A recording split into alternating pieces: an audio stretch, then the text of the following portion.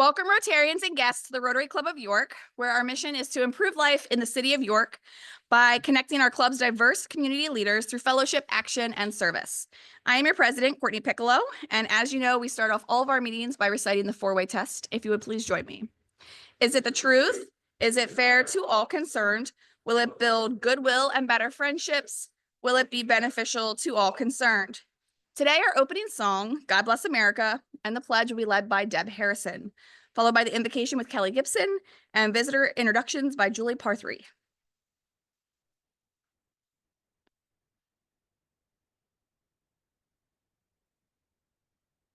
Please join me.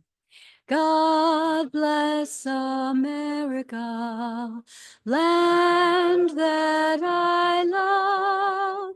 Stand beside her and guide her through the night with the light from above. From the mountains to the prairies, to the oceans white with foam. God bless America, my home, sweet home. God bless America, my home, sweet home. I pledge allegiance to the flag of the United States of America and to the republic for which it stands, one nation under God, indivisible, with liberty and justice for all.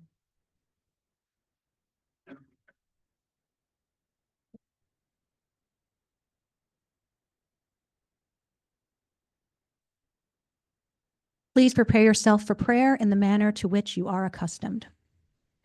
In historical religions, prophets played a crucial role as challengers of injustice, moral compasses, and voices of conscience, often facing persecution for their outspokenness. These figures often spoke out against the actions of rulers, powerful institutions, and societal norms that they perceived as unjust or immoral. Christian figures like John the Baptist and Jesus challenged the hypocrisy and injustice of the religious and political authorities of their time. The prophet Muhammad challenged polytheistic beliefs and social injustices. In Hinduism, truth speakers signify individuals exemplifying integrity and honesty, akin to King Prithru. They are revered in society for their genuine words, which are deemed rare and valuable. Today, many of us look at our screens for the truth tellers, sitting behind their news desks and giving us the information we need to know, even when it's hard to hear. Let us give thanks for our speaker, Bethany Miller, and her work to keep us informed and engaged. Let us also give thanks to the many hands that work together in partnership to bring us the meal that we share in fellowship today. Amen.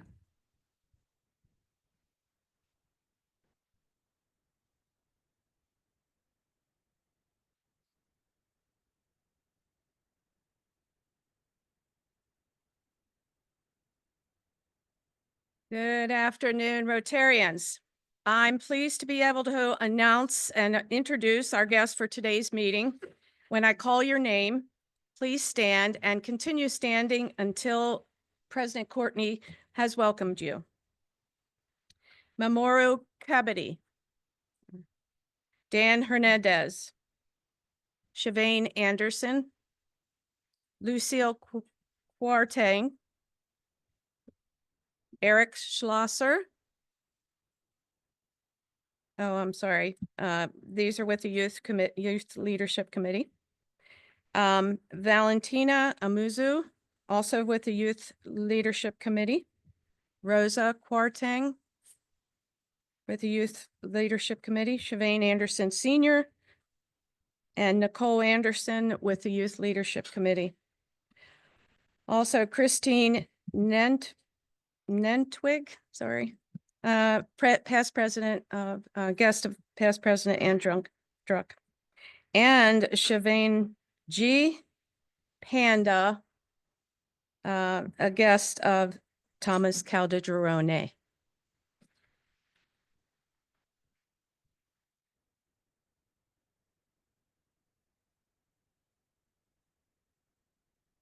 Welcome, visitors. I hope you enjoyed a wonderful lunch and were able to engage in fellowship with our outstanding community leaders and enjoy a program that both informs and inspires you. We're truly grateful that you are all here with us today, and we invite you to visit us again sometime soon. Rotarians, let's give our guests another round of applause.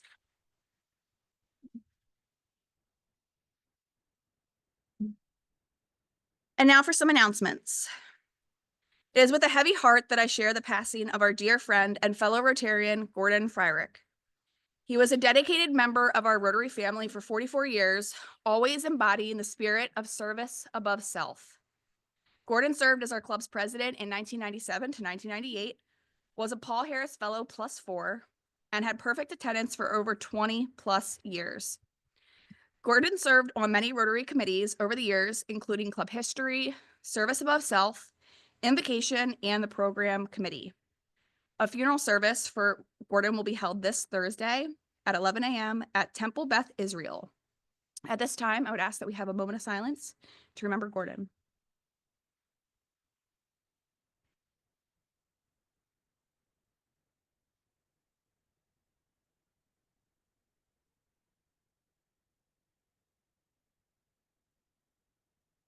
And now I will move on to some announcements.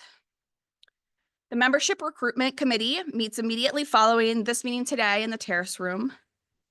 The Youth Exchange Committee will meet tomorrow at noon on Zoom.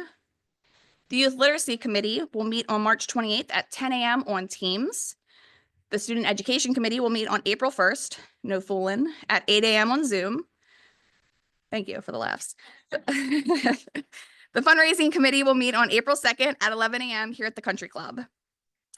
And the Member Engagement Committee has room for some more upcoming events. On April 5th, they have arranged a group outing at a Hershey Berries game at 7 p.m. On April 8th, we're going to be bowling again at Suburban Bowlerama at 3:30 p.m. And to register to attend these events, all you have to do is go to Club Runner and just click on the calendar, either from your phone or from a computer, and you're able to sign up. It takes less than 30 seconds. And at this time, I invite our Executive Director, Lynn Morrison, to the podium to talk about our upcoming offsite meeting. Lynn.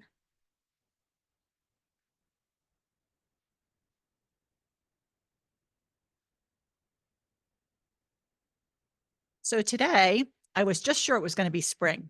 Then I looked out the window and it was snowing. Did anybody else see the snow here this morning? But you know, when I think of spring, it means baseball's coming. And I wanted to announce that we are again taking a trip away from the Country Club of York, even though it's beautiful to be back here. And we'll be heading to Wellspan Park for a chance to meet the York Revolution and hear a little bit from them this year. We'll be going there on April 23rd. As you know, whenever we go to offsite, you have to sign up and register yourself and any guests in advance. That link will be in your announcer tomorrow, and we'll bring a QR code next week so you can do that. While we're there, you're going to have lunch featuring some ballpark favorites. And then Eric Menser will again be our MC for the program. He's going to feature some familiar faces and an exciting new one. So look forward to that. Everybody get ready to enjoy some baseball. I cannot promise that it won't snow that day, but maybe Eric will be able to. Thanks.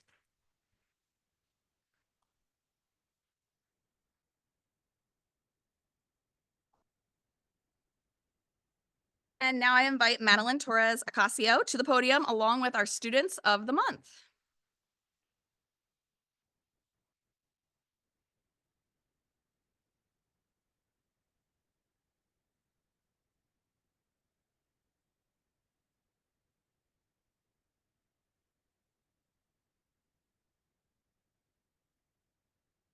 I feel taller. Hello, everyone. It is my pleasure, and I'm very excited to celebrate these two students from William Penn High School. First, I will introduce to you Shavane Anderson Jr. He's a dedicated young man who works hard both in sports and his community. Shavane is not just an athlete. He participates in schools and shows great leadership skills. Shavane plays basketball and shows his dedication through teamwork and physical skills. He's a key member of the Accountability for Life organization, which has helped him develop important skills and contributed to his success. He also mentors in the Boys Club of York, showing his commitment to helping others. Shavane volunteers at the game concession stands, demonstrating his strong sense of community and his willingness to support school events. In his free time, Shavane enjoys sports, working out, playing video games, and hanging out with friends. His hobbies highlight the importance he places on social connections.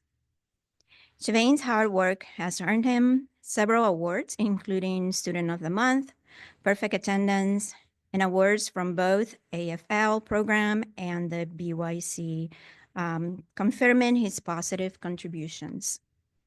Looking ahead, Shavane wants to go attend college. His goals shows his desire for further education and personal growth, which would help him succeed. Shavane has many impressive qualities. He is a dedicated athlete, a responsible leader, a community member, and he works hard with the clear vision of his future. He shows leadership, teamwork, responsibility, and a commitment to personal growth. Shavane Anderson Jr.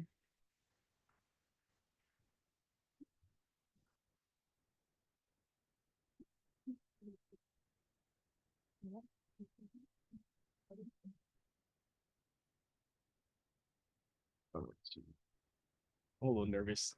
Good afternoon. Thank you. Good afternoon. My name is Shavane Anderson, and before I start my presentation, I want to thank my student counselor. Is it a little close? No. They need to hear you. And I want to thank my mom and dad for bringing me down here. So thank you so much. Okay. There we go. I have a coach that has a significant impact on my life. His name is Coach Stoner. So, ever since I transferred from York Academy to York High, he I'm a little nervous. I'm a little nervous. I don't know what to say. I'm just nervous. Okay. Thank you. Yeah. He's my football coach. I don't play basketball, I play football. I play football. Um, he taught me how to be a good student athlete. Um, he taught me how to, you know, manage my time and um just be a good person, like become best friends with your teachers and being a good person. So every day I go to school and it's like a routine for me. So like it's my job to go to school every day and it's what I do. Um it's a habit. Um like getting to school on time and attending all my classes, getting good attendance, getting good grades, paying attention. That's all I do. And that's what makes it a habit for me. And and he's been a positive mentor for me, allowing me to reach my goals in both in school and football. Um, Overall, Coach Stoner taught me right from wrong about being a student athlete and how it will affect my future. And that's all I have. So thank you.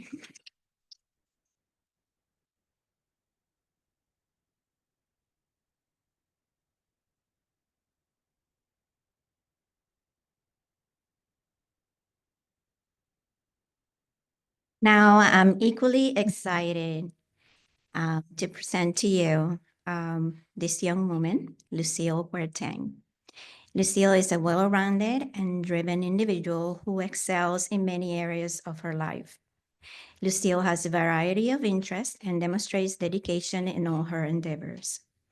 She serves as the vice president of the senior class and is an honor student, showcasing strong leadership skills while collaborating with her peers and teachers. Outside of the classroom, Lucille is a determined shot put athlete on the track and field team representing the William Penn High School. I had to look it up. I did not know what that sport was. But I commend her because I'm sure I will not be able to do that. Definitely. So it's the one that you hold the ball here and throw it, for those who don't know. Now I know. This role requires physical strength, focus, discipline, and mental toughness. Her involvement in track and field shows her commitment to fitness and her desire to excel in a challenging sport. Lucille also has a creative side.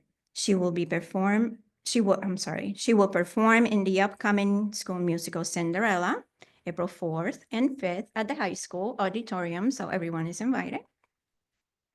This opportunity showcases her creativity and ability to work with others to bring a production to life.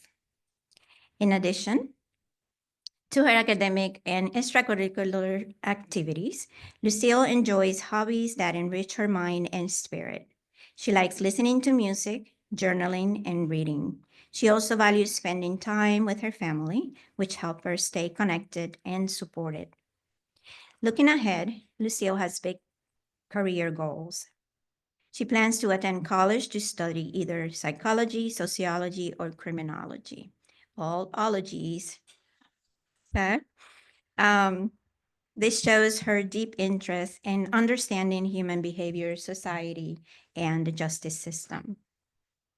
Lucille's achievements and interests highlight her strengths and qualities. She shows strong leadership, dedication, discipline, creativity, curiosity, and a deep appreciation for her family. She is a team player and a hard worker who embraces new challenges. Lucille Huertang.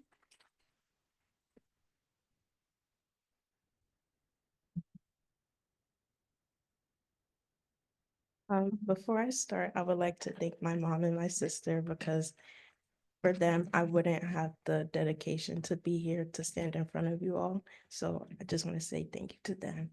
And then Mr. Slosher because he helped me a lot with my career goals and sticking to my plan. So I'm also a bit nervous, but okay. So I wrote a little something and I hope you all enjoy. Okay. When I was a little girl, I struggled to describe myself when asked in class. I found it difficult because the only things I knew about myself were what other people thought of me. I had spent so much time focusing on their opinions and that I started shaping myself to fit in, hiding behind a version of me that wasn't real. Deep down, I knew I was different, but that terrified me. I didn't want to stand out. I wanted to blend in to be accepted. But as I grew older and had more conversations, I realized something. I was me. And I was and always will be Lucille. No matter how hard I tried to fit in, I couldn't erase the parts of me that made me unique. At first, that realization scared me. I questioned why I couldn't just be like everyone else. But over time, I began to understand that I wasn't meant to follow the same path as others. My journey is my own, and it requires me to embrace who I truly am. Now, as a junior, I've learned to accept myself. I no longer feel the need to hide behind a version of me that doesn't exist. I've realized my value in accepting myself. What matters most is that I accept myself. My unique personification does not make me less. It makes me me. And for the first time, that feels like enough. Thank you for recognizing my unique journey. Thank you for just allowing me to be here to stand in front of you all. Thank you.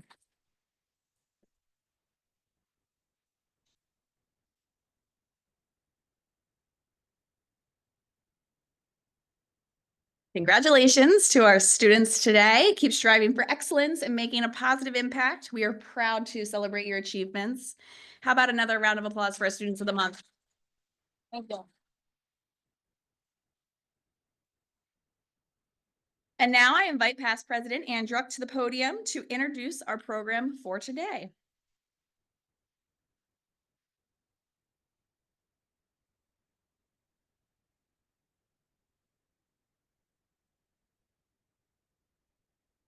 When national sports television began airing in the mid to late 1940s, it was dominated by men.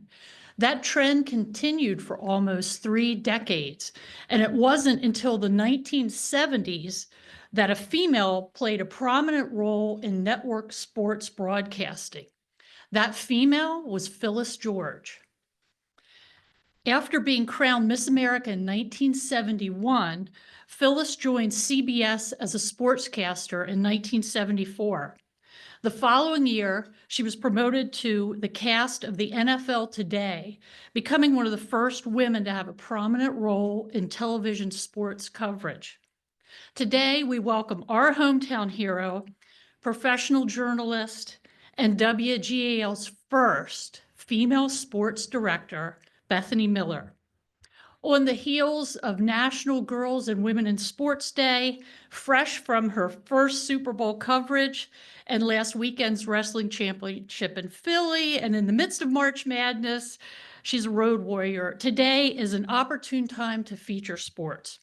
On the court and off the court, women are playing key roles in our favorite athletic pastimes and in the business of sports.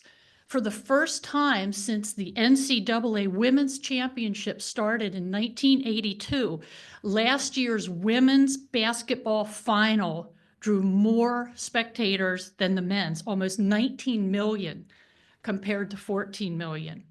I'm honored to introduce Bethany Miller. As alumni of Susquehannock, we are both proud warriors. Bethany was a volleyball standout, and Lucille, I threw shot put. So I could demonstrate, but I don't want to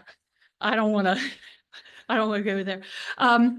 In fact, one of Bethany Miller's fellow 2014 graduates is our daughter, Shannon. From Glen Rock, Bethany was off to warmer climes, but kept red in her color wheel, earning her bachelor's degree at Alabama, Roll Tide. At Tuscaloosa, she honed her profession during a 3-year internship with Alabama's WVU 23 News. Bethany worked for several years, and I learned that's where she met her husband, in Evansville, Indiana, where she covered the Indy 500 and NCAA Division II men's basketball tournament. Prior to Channel 8, she covered the Arizona Cardinals at sports anchor with KOAT7 in Albuquerque, New Mexico. Now back in York County, succeeding as a woman in a traditionally male-dominated industry is something to take pride in. Please join me in a warm Rotary welcome for Bethany Miller.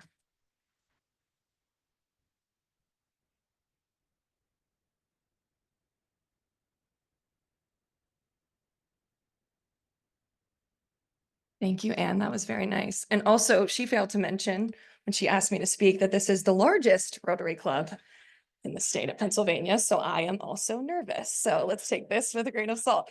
When I do what I do, I look at a camera with the teleprompter. And so I just pretend that nobody's watching at home. So this is a little bit different for me. But thank you so much for having me. Of course, I am Bethany Miller. I am the first female sports director at WGAL. I'm so happy to be back home. I was born just down the street at York Hospital. Sorry, I'm really nervous. Okay, Susquehannock High School. I grew up, you can see my family there on the corner. I have 2 brothers. So when anybody asks me how I got into my love of sports, like there was no telling that I was going to be. Only sports, Orioles, Ravens, hockey was always on the television. There was nothing else to watch.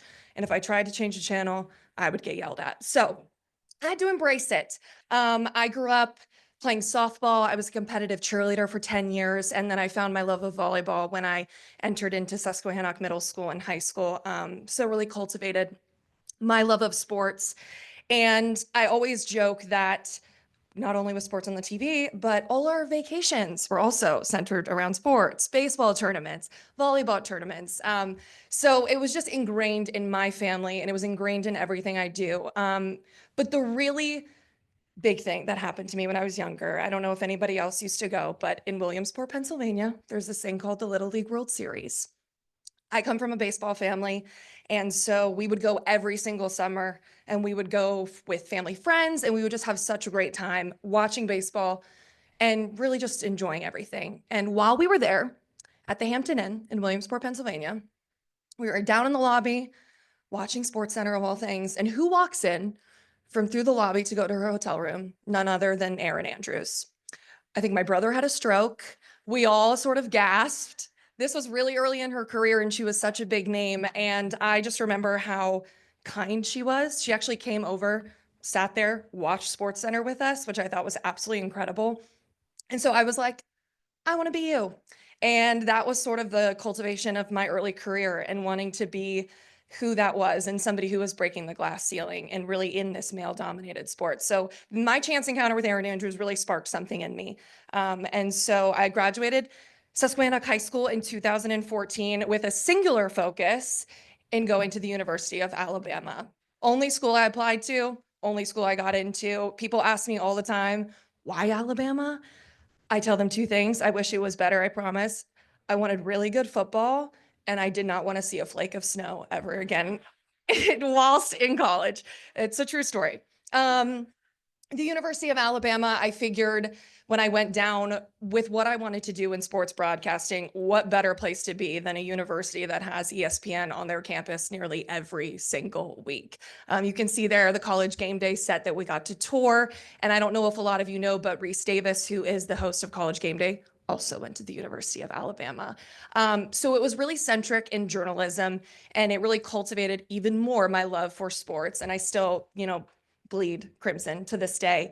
And I think a couple of you will recognize the guy to the right there in the corner. That was Jalen Hurts. In my prime when I was there and doing what I do, I got to cover him in Tua Tagovailoa, which was pretty cool. And of course, the GOAT, who is Nick Saban. So when I was there at the University of Alabama, I call this my zero stop because as Anne mentioned, I did a 3-year internship at the television station in Tuscaloosa. It was a required internship that I needed to graduate. But when I was there, I was like, this is what I want to do. I'm going to go head on into it. And so when I started at WVUA, the coolest part about it at the time, WVUA at the University of Alabama and the University of Missouri, their television station, were the only two commercial television stations on collegiate campuses in the entire country. And with that, I mean, commercial television stations, they competed in the Birmingham market. We were competing against professionals that have been doing this for 50 years. I'm not saying we got more eyeballs on us, but it was still really cool to get that same sort of admiration and people tuning in to view our product. And so while there, I started from the bottom. I started as a video editor in the back. From there, I learned how to write television scripts. I learned how to create a newscast that you see on television. And then I started reporting for news. So I was going to Tuscaloosa school board meetings and I was doing things out in the community. And that was all before I could even step foot into the sports department, because that was the holy grail at WVUA and covering what I got to do. So I mentioned Jalen Hurts. When I finally got into the sports department, that was the reign of Nick Saban and the University of Alabama football team. I'm sorry if that offends anybody. But I got to cover so many cool things. The 2018 Sugar Bowl against Clemson in New Orleans, I was there. I got to cover SEC Media Days in Birmingham with every single SEC head football coach in the conference. I got to walk around to the crazy tailgates on the quad and interview people who were slightly inebriated. But it really just honed my skill and I got so much great experience doing it. And I'll tell a quick story. When I graduated early, so I graduated college in 3.5 years, which was December of 2017. And because it was an internship, Alabama made the national championship. And the television station was like, look, we'll let you go, but we can't pay for you to go. Like, you're not a student here technically anymore. My parents, when hearing that, believed in me before I believed in myself. My dad bought me a round trip plane ticket to Atlanta. He bought me a week's worth of hotels. We are middle class. That was a big deal. But he really bet on me to go there, and he paid for me to make my own business cards. He paid for me to go and network with these professionals at the highest of their profession. And I remember being at that game, and if anybody remembers, it's okay, but Alabama was losing by a lot at halftime. And it was the first time that I ever had to kind of like take a step back and be like, I'm a professional. There were people there that were freaking out who were students like, oh my gosh, I'm gonna cry if we lose. And I was like, we have to cover this game regardless. We have to take a step out of our fandom and step into our professionalism and really do the best job that we can to the viewers that are going to be watching us on TV later that night. Luckily, they won in overtime, but it was really the first big lesson of my career, which was I have to take a step back out of it, because everywhere that I've gone, whether it be in Evansville, Albuquerque, or even here in my hometown, I'm like rooting for these teams to do great. But unfortunately, that's not always the case of how everything ends. So that was my first big career lesson. That's me at the national championship up there in the corner in Atlanta, Georgia. And it was such a great experience. And I'm so thankful to this day for my parents for betting on me before I bet on myself. And that was really what sort of gave me the fuel to want to do this as my profession. And so I graduated in December, and I think I applied to over 50 television stations. There's not a lot of jobs out there, especially with what I want to do in sports departments. When you think about really small television stations, there's 1 or 2 sports anchors. So over 50 applications, I had 2 offers through all of that. One was in Springfield, Missouri, the other one in Evansville, Indiana. You can see me there at the Indianapolis Motor Speedway. Such a cool part of my coverage there. And this was really my entrance into the career. So I signed a 2-year contract. I did not know where Evansville was on a map. I did not know a single person in the town, in the city, I should say. And I packed up everything from Tuscaloosa, and my parents moved me to Evansville, Indiana, where I started as sports director at the age of 21 years old, which was a really big endeavor for me.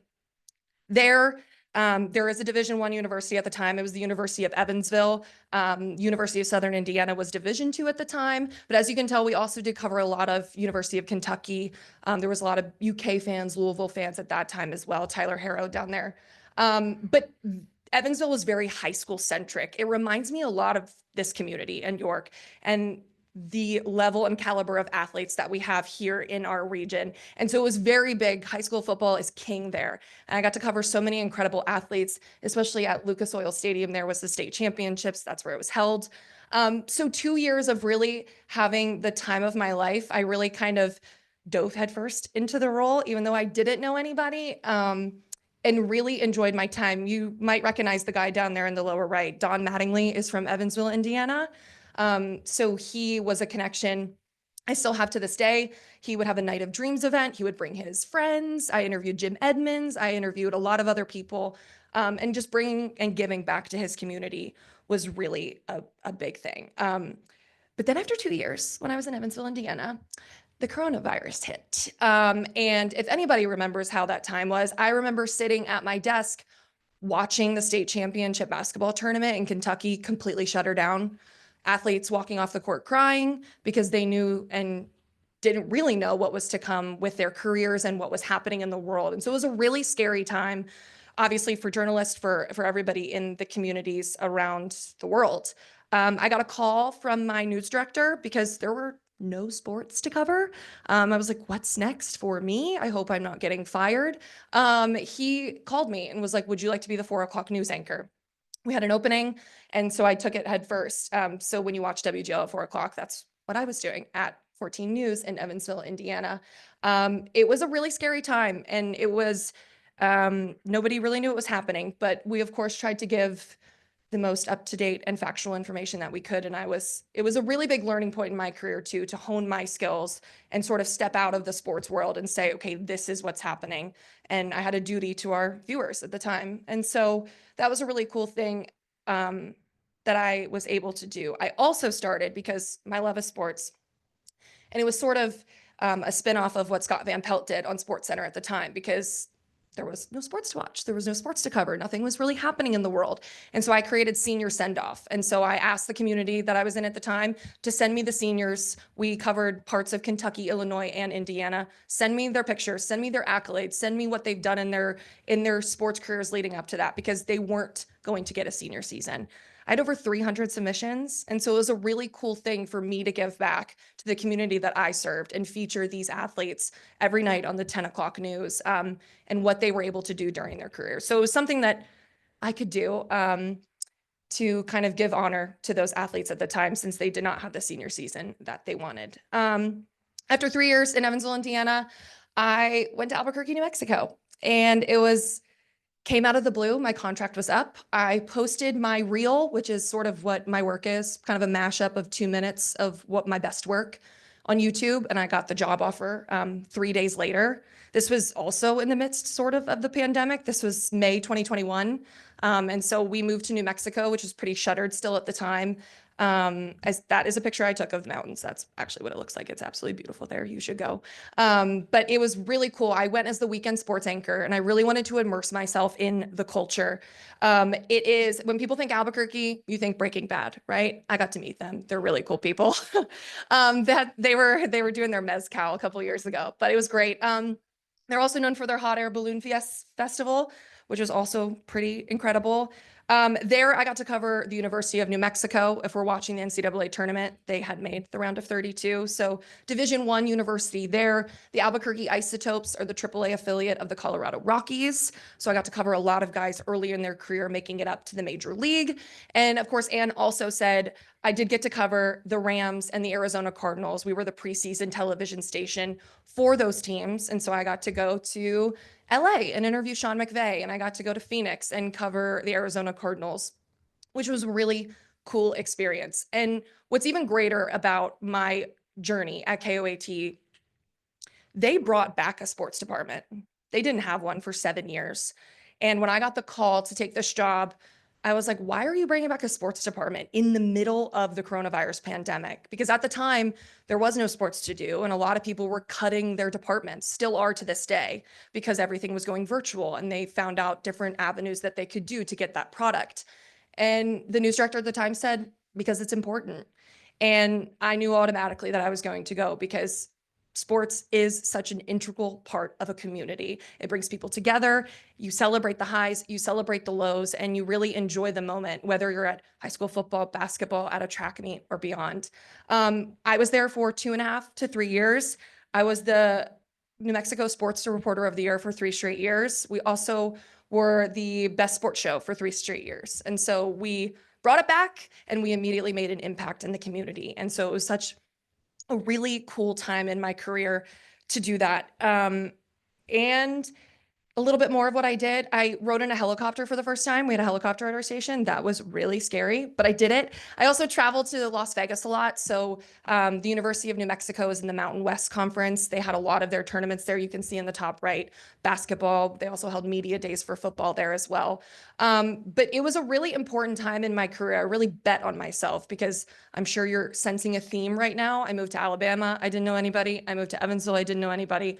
I moved to New Mexico and I really didn't know anybody or the landscape or what it was going to be, but that's what I really thrive on, the challenge and the opportunity to make an impact in a community in what I can do for them and what I can cover. And so that was a really fun 2.5 years of my life and my career. And then home called and I said, yeah, I'm going to come back. And so I got a phone call back in November of 2023. That WGAL was going to be hiring a new sports director. It was very hush-hush at the time. It had not been announced that the sports director was leaving. And it just seemed like, I mean, look how beautiful it is. It just seemed like the best spot for me at the time in my career. Of course, a lot of people recognize that guy over there to the left. Pat Principe was the sports director before me for 40 plus years.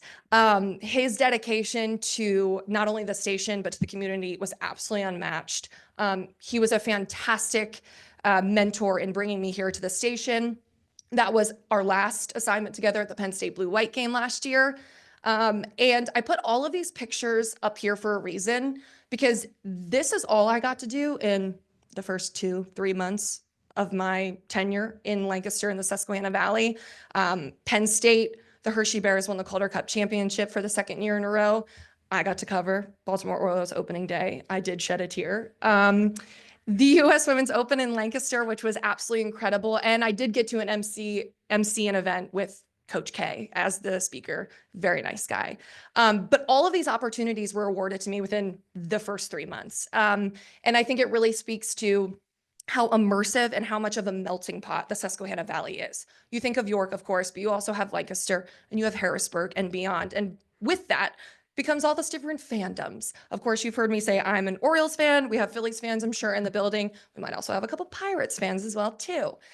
So it's really sort of juggling the melting pot that is this place and hopefully giving as much unbiased coverage as I can to those different fandoms. My colleague Jacob Hall and I, who is my weekend sports anchor, got off to a roaring start. I mention all of this. Obviously, you see things with Penn State and the Baltimore Ravens, but high school sports is really what my love is. Covering high school football, especially with our Football Friday countdown, has been absolutely incredible. Just the caliber of athletes, and especially you think of all the local universities. My brother played baseball at York College down the street. There's so much great talent here. And I hope that when you watch WGAL and you see our coverage, whether it be at Penn State, in Baltimore, at Ravens practice, at the Super Bowl, in New Orleans, covering the Philadelphia Eagles, that it comes through the screen, because this has really been such a cool aspect of my career. And of course, as the first female sports director too, it has been a journey of trying to, there is a lot of history at WGAL and a lot of people who have been there for a while. And so taking this position from somebody who has had that leadership mentality, as Pat Principe did for 40 plus years, it's a little jarring then to see a 27-year-old woman on your screen then delivering the news and the sports. And so I think I'm grateful to the viewers that really sort of embraced me and cheered me on. And I think it's really become a vital part of what we do and giving back to the community. This is just a couple more pictures. As Ann said, I got to cover my first Super Bowl in New Orleans. So it was really a full circle moment for me, covering Jalen Hurts at school at the University of Alabama, and then watching him win his first ever Lombardi Trophy in New Orleans. It was a pretty euphoric feeling. I'm obviously also a Ravens fan. Pretty bummed they didn't make it, but that's okay. It's been a really great time. The Eagles victory parade as well. And this is all within, guys, I just celebrated my year like 3 days ago. And so this is all within 365 days, which has been the most eye-opening experience of my journey. And I really hope that when you turn on WGAL at night, or whether you turn it on and you're doing dishes or you're cooking dinner, that you can feel the enthusiasm that we have through the screen, because that's all that I hope to do in this position for many more years to come. And because I'm anything if honest, I wanted to share the realistic parts about my job. That is a picture I took, poor Lamar Jackson. Not so glamorous TV life. And this is my career. I love it with every fiber of my being, but I sometimes feel like people don't get the behind the scenes atmosphere. The one I get all the time, there are no hair and makeup artists at our station. I burned myself this morning curling my hair. I'm still not good at it 10 years later, but it's all me. So please be nice. We work in unfamiliar places. My story is one of hundreds of thousands of young journalists in our career and in our profession who go to school wherever they do, and they have to take a job where they don't know a single person, where they're making pennies on the dollar, to do what we love to do. And that is to create, news stories and to our viewers, and of course, cover the sports teams that we love. And so mine is not a one-off. This happens to a lot of people in the industry. I don't get Christmas off. I don't get Thanksgiving off either. I don't get to do that, but that's okay. Because we get a meal at the station. So that's really nice. But it's not a given, I should say, is that it's not a given that you're going to be off to spend time with your family, especially if you're in Indiana, especially if you're in New Mexico. When I was in Albuquerque, New Mexico, I was seeing my family twice a year, maybe, which is difficult when you think about life and how we go through it. And so that's why, especially, I'm really excited to be back here. Our work hours are absolutely crazy. I work from about 3 to 11:30 at night. I don't get home till after midnight. All of you, I'm sure, are sound asleep in your bed, cozy. Other people who are doing the morning show are waking up at 2 a.m. to deliver the morning news. And so it's not a 9 to 5 that you get to go to every day. But the great thing about it is that no day is the same. And that's what I have really embraced with this profession as well. We do have style consultants that tell us, I don't like what you're wearing. That's ugly. Some viewers also tell me that as well, but that's okay. We have style consultants who will tell us our look. Like if I wanted to dye my hair jet black, I can't do that. I have to ask permission. If I want to cut my hair, I have to ask permission. If I want to do anything different with my look, that when you turn on the TV at night and you're like, whoa, what did she do? I have to ask permission. So it's probably a good thing when you think about it. And I will just say the emotional balance. I am so lucky with what I do to be in sports.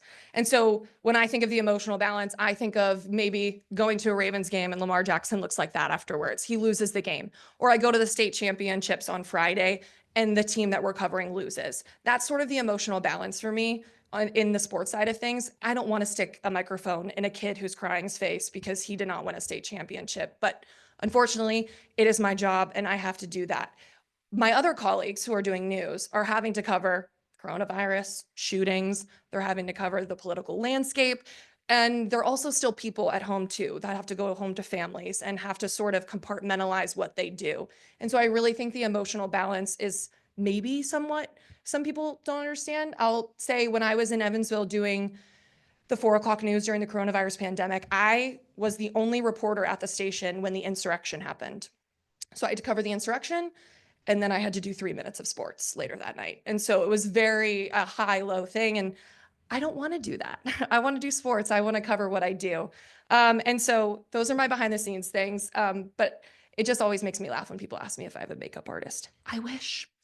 And this is my why. That's my pride and joy. That's my husband. That's my pride and joy. My dog, Pepper Jack. I love him. That's my dog. No, Anne said it in the intro. I am corny. I think everything happens for a reason. I think you are meant to do what you're to be doing. I think you're meant to be where you're supposed to be. I didn't know anyone in Evansville, Indiana. I have stressed that a lot. I met my husband there. Literally 3 months on the job. He moved to Albuquerque, New Mexico with me. He moved back here to York County with me. And we got married in May. So we're celebrating our 1 year coming up. And of course, my dog, I got to shout him out again too. His name's Pepper Jack. And also, I just want to end on this because I think I had somebody tell me when I announced that I had this job, I was lucky enough to work with somebody in Evansville, Indiana, who that was their home market. So he had already been other places and he was working in his home market. And I remember what he told me. He said, working and living and serving the community that you grew up in is something you should never take for granted, because it is so special to be able to say that I grew up here and now I am here giving back to the community in the only way that I know how. And that's my sports coverage. And so what was really cool was I was the fan of the game at the Oriole game in 1999. I can't tell you what game, but I was. And then going back and covering the playoff game and seeing my brothers there, it was really cool. And so it's a really a full circle moment for me. I tell people I am a female in this profession, but every room that I step into, this one included, I am there for a reason. I'm there because I belong there, because I deserve to be there, and because I put the hard work to be in there. And that comes from my upbringing, that comes from my time in Susquehannock High School, comes from everything that anybody has ever given back to me, but I deserve to be here. And so with that, I have tried and am now giving back to young girls who want to do this and who also want to be and follow in my shoes. Because I won't say I shattered the glass ceiling, because there's been so many people before me that have done that to allow me to be here. But whatever I can do for the young girls, young boys in the community, so that they can one day stand up here and talk about their career and their profession and what they love to do, then I'll do that. So thank you so much. I appreciate it.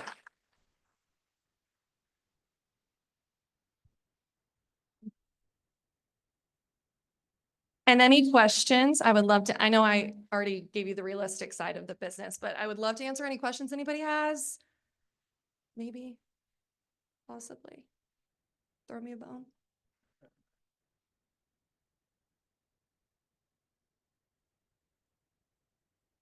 I went to school with Kim Lemon, Oh, amazing. and she had, I think, a similar experience of being able to serve her home market. And I was wondering whether you had any interaction from her or with her, and whether she was a mentor in any way for you. I was unlucky enough to not be able to work with her, unfortunately. But I will say my very first day on the job at WGAL was Joe Calhoun's last day, which was really a bummer because I really wanted to work with him. I remember turning on the television when I was younger. That's what we had to do back then, to find out if we got a half day. If I know if we got a half day, the school crawl, I would always turn it on, and they were the ones telling me about the things in my community. But no, Kim Lemon has been fantastic. I was able to meet her that day. She has said nothing but kind things since. And I really, if you ever are lucky enough to get a tour of WGAL in Lancaster, we have a Hall of Fame wall when you first walk into the lobby. And looking at the names and looking at the pictures and looking about what everybody has done before me is really such an inspiration. So I'm just happy to follow in someone like her's footsteps. Thanks.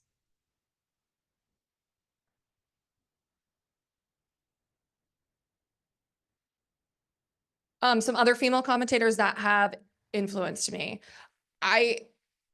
There's like too many to count, which is such a great thing. Erin Andrews was obviously for me such an inspiration from the day that I knew who she was and followed her career. I think everything she has done has been absolutely fantastic. I'm also an amazing fan and admirer of Holly Rowe on ESPN.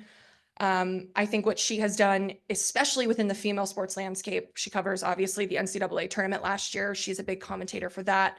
I was able to meet her in person, nicest person ever, even while she was going through her cancer battle.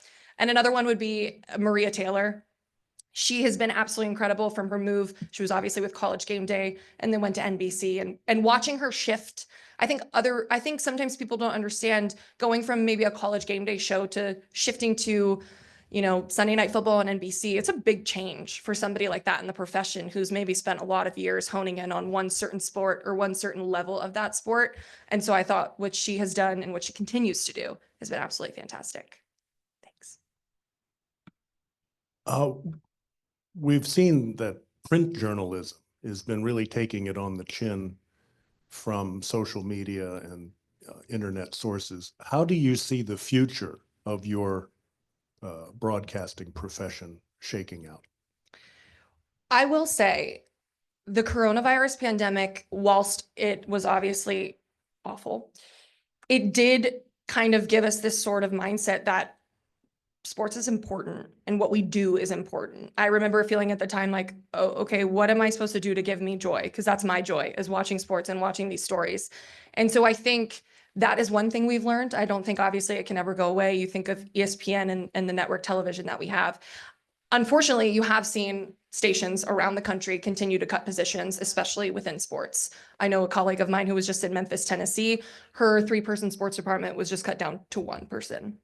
And so I think stations are still trying to grapple with, you think of the virtualness of Zoom, you think of things that we can do, but I'm lucky to work for a company, Hearst Corporation, as well as WGAL, who finds the importance of what we do. And so I hope that the landscape continues to evolve. I think myself, I have always tried to jump into the digital footprint and social media and sort of add that to my resume and make myself valuable in that way, that I can be on TV and I can also do those things on social media. And so I just hope that the industry continues to evolve, but obviously that we continue to go upwards and onwards. Hi. You've made it clear how meaningful it is to be back home. I'm curious though, if ESPN would call, or are there aspirations for anything above WGAL? And this is off the record, of course.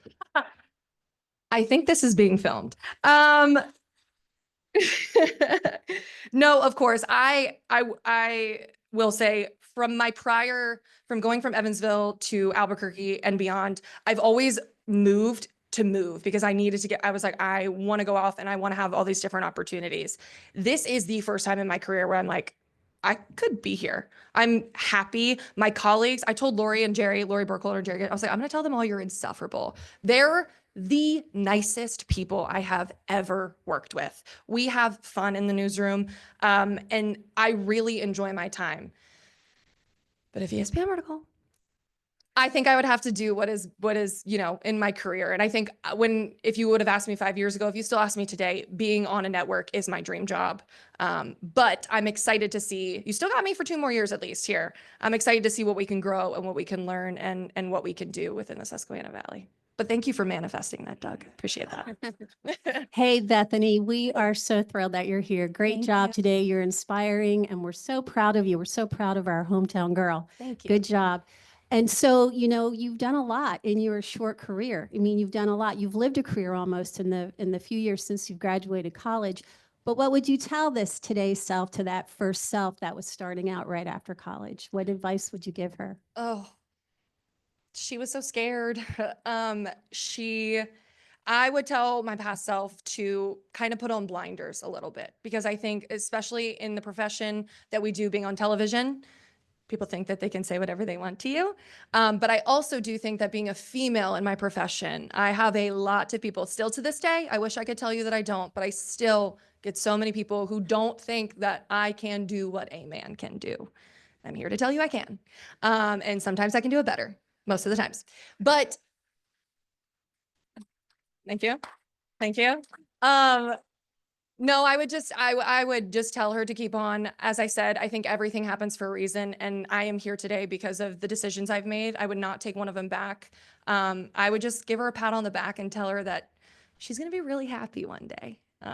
So thank you guys so much. I really appreciate the time. I'm so happy to be home. And oh, there's one more. Never mind. Sorry.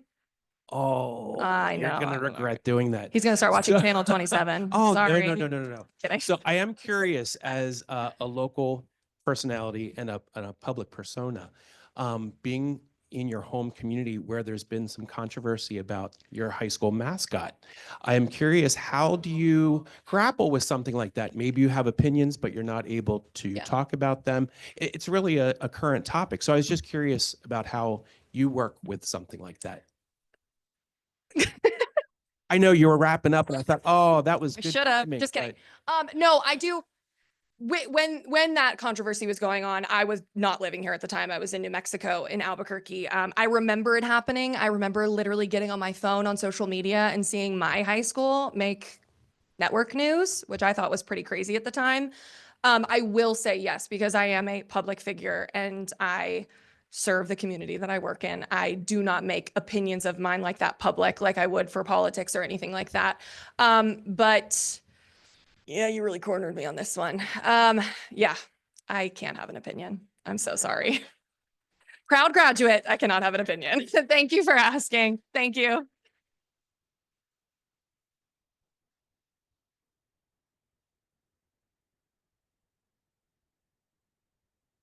Bethany, thank you so much for sharing your incredible journey and giving us a behind the scenes look at the world of broadcast television. It's certainly inspiring to hear how you're the first woman to hold the sports director position at WGAL News 8. And thank you so much again for being here with us today. Rotarians, another round of applause.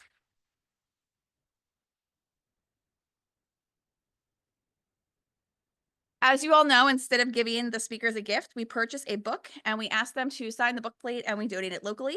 This week's book will be donated to William Penn High School in York City, along with a bookmark made by the students at Creative York. Next week, our speakers will be CEO Thomas Quinn and COO Adam Metz of Orrstown Bank. Headquartered in Harrisburg, Orrstown Bank offers a full range of business and consumer banking across Pennsylvania and Maryland. Their program will highlight the bank's commitment to serving local communities and insights into the bank's philanthropic efforts through community involvement, providing scholarships to high school seniors, and charitable contributions, including substantial support to nonprofits, including many in York. This meeting is now adjourned.